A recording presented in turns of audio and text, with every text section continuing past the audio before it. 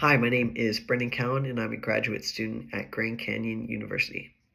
So the IEP process can be quite confusing. However, my goal here with this video is to break down each step of the individualized education program so you feel comfortable and confident in the process with your child's education.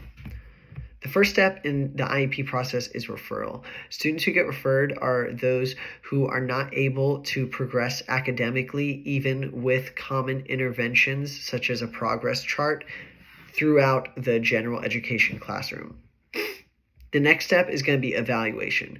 But before your child is or is not evaluated, a written notice is going to be sent home with you asking for your consent for your child to be evaluated by a school psychologist or special education teacher. These evaluations are going to measure cognition, academics, language skills, and social, emotional, and developmental and medical findings. The next step is deeming if your child is eligible for special education services after they have been evaluated.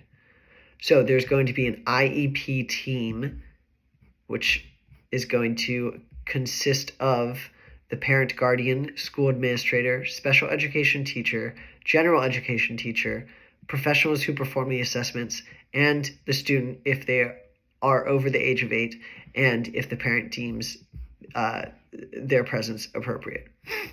So it's important to note that the IEP team is only going to deem a child eligible for special education services if they have one of the disorders recognized by IDEA, which stands for the Individuals with Disabilities in Education Act, and if that disability adversely affects their education. Here is a list of the disorders recognized by IDEA: specific learning disability, speech and language, other health impaired, intellectual disability, emotional disturbance, autism spectrum disorder, multiple disabilities, developmental delay, hearing impaired, orthopedic impaired, visually impaired, traumatic brain injury, deaf and blindness. ADHD is often included in other health impaired. So it's important to note that to prevent disagreement in these IEP meetings, try some of these techniques. You should assume positive intent from all members, to take breaks if you feel yourself getting overwhelmed or frustrated, and remember that this is your child's education being discussed, so ask any and all questions if you have them. You can also try mediation. That's where a third-party representative from the school district, usually at no cost, is going to attend the IEP meetings and help both parties reach a mutually beneficial agreement. Another option is the independent education evaluation. This is where you may ask a competent evaluator who is not employed by the school district to do their own evaluation of your child.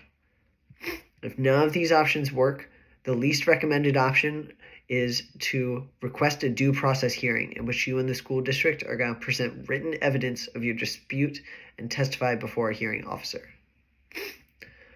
So, continuing with the IEP, there's going to be a special education teacher who's going to be referred to as the case manager. They're going to be filling out your child's IEP and their annual goals.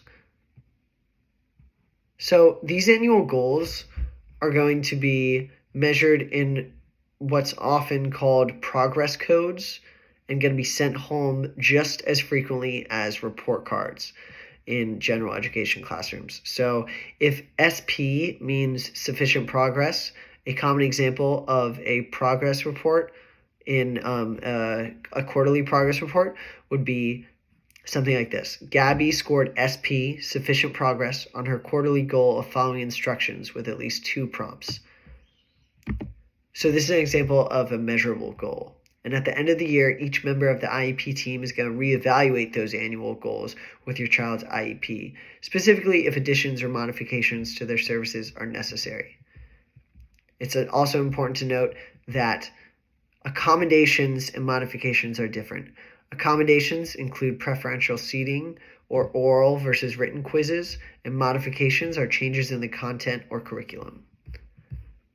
Throughout this whole process, we've talked about parent communication, but it's also important to remember that you should ask questions specifically in meetings how your child is going to reach those goals.